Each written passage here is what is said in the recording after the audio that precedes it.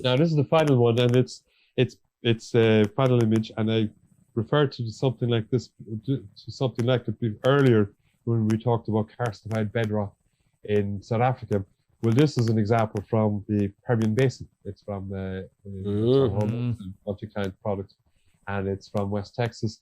And the idea here is that you're looking at bedrock again. The survey is acquired with 100-meter line spacing, and for scaling purposes, it's about 40 kilometers left to right and 30 kilometers from top to bottom. And all the color changes that you see correspond to bedrock in that subsurface, and it'll vary from a few tens of meters to maybe 1,000 meters. And the detail is phenomenal. The warm magenta colors are subsurface hills, and the cold colors are either sinkholes or voids or caverns or just cavities in that karstified bedrock. Is this in the Midland Basin, the Delaware Basin? This looks like Delaware. The Delaware Basin. Yeah, it's the Delaware. Looks like Delaware. Yeah.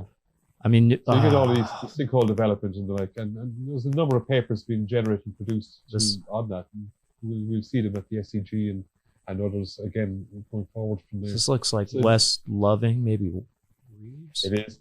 Yep. Nice, dude. How the heck did you figure that out? Hey, man, I've looked at gravity mag data over the Permian for my thesis, dude. That's I had to tie all that shenanigans into that my little seismic survey, and this is where the cool stuff was, because you're looking over. Yeah, I mean, and obviously, are those stacked up fault features going like North 70 right there? Yeah, so those are coming off the Grisham. Those are synthetics coming off the Grisham Marsh. Grisham's right south of us. Wow. So you can see this data has been used as a drill risk map for starters, I guess.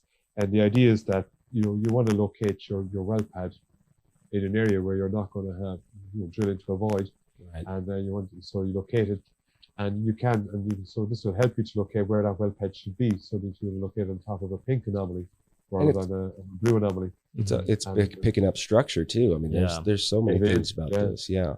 And then, of course, it's also been used and it's been developed or looked at by different seismic groups, using it to help them to build those shallow velocity models to help with the seismic processing, so you can get an extra layer of information to get an even better seismic record from that data type.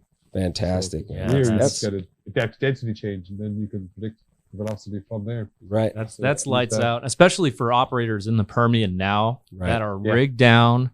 And they have time to assess and evaluate these different geohazards before they go back and ramp up their drilling programs again. Yep.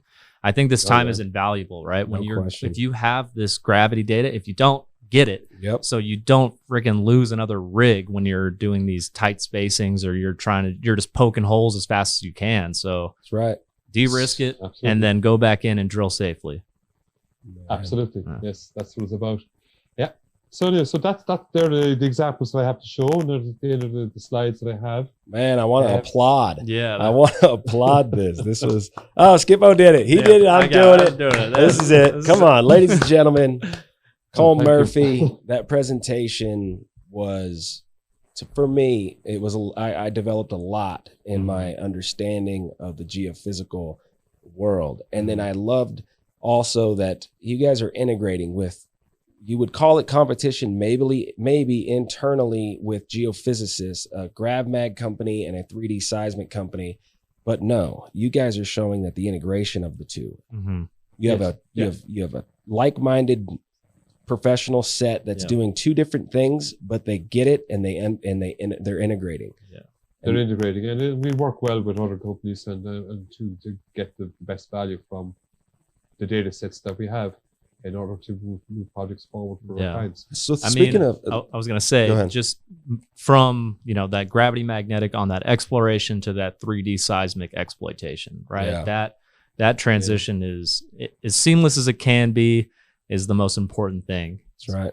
Yeah. That's right. Yeah. And so let's begin the completion part of this show. We'll try to make it quick, because we've taken quite a long time having some fun with you, Coleman. Yeah.